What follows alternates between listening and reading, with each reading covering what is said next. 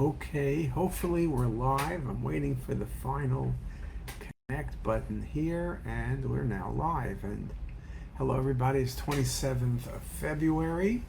Hard to believe that in 2 days it's going to be March, and I see across my screen already talking about the Cherry Blossom Festival in DC.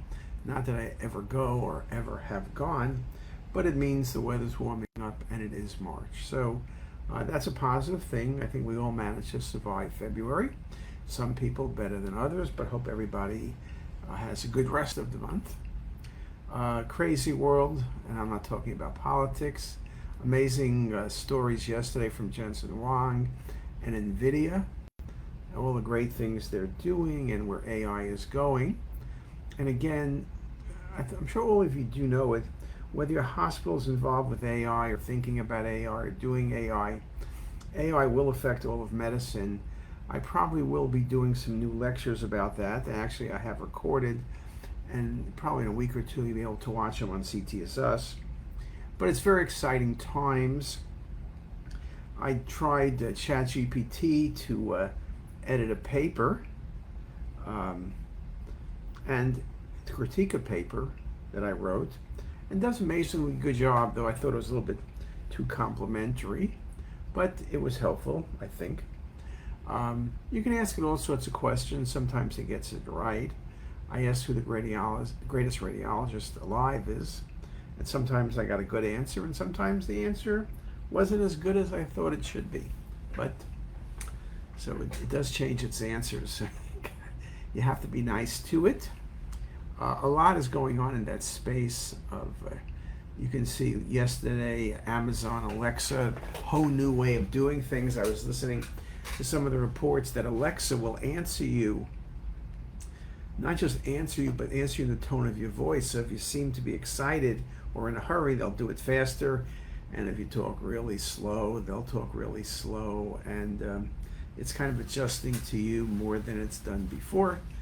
I haven't tried it out yet, but I will try it out, so that'll be kind of cool to look at. Today's topic is CT of the chest wall. Now, that's a funny topic. When do we look at the chest wall? Well, of course, one is in trauma, patients with motor vehicle accidents. You're typically rule out aortic injury, but you have to look at the sternum carefully, right? Because most patients with injury to the aorta will also have injury to the sternum. And sometimes the injury to the aorta is subtle, but if you see a sternal fracture, you can be more suspicious. Sternal fractures can be subtle. They're best seen on the sagittal view, so scroll through the sagittal at bone windows. We also look at CT of the chest wall. There are tumors at times, melanoma, lymphoma, or all possibilities. Chondrosarcoma, osteosarcoma can grow in the chest wall. You can see all sorts of tumors.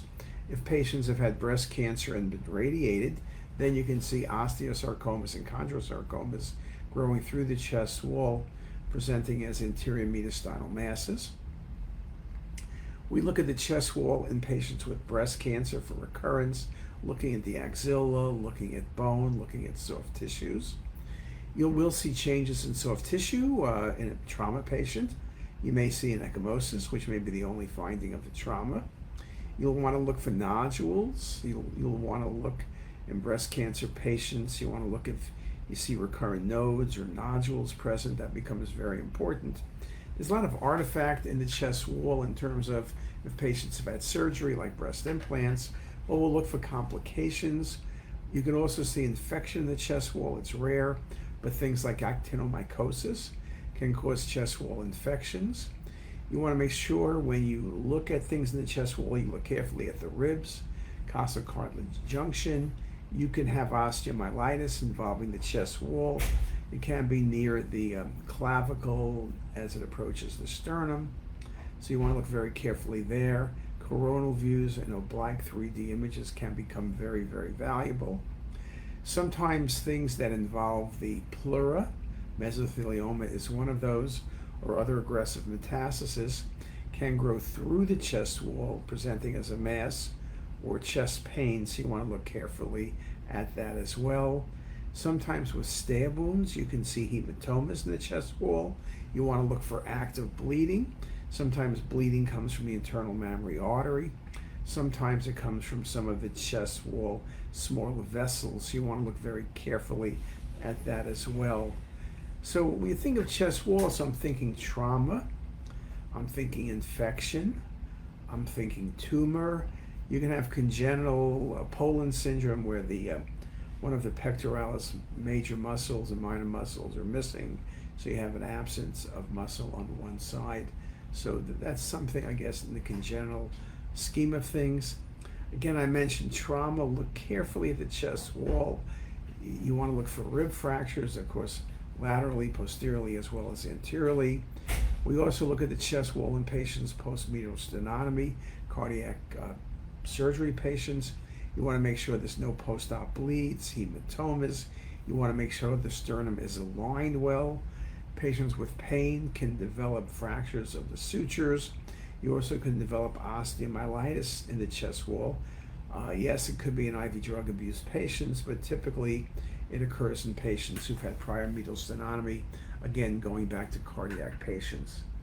So that's about all I have for the chest wall. If you have any questions, let me know.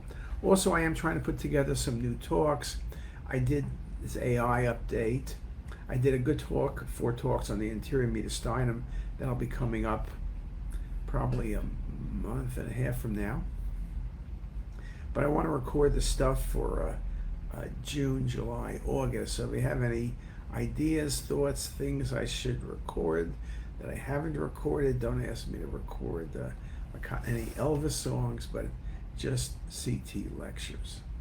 So with that, I'm looking if anyone has any questions. I don't see any questions.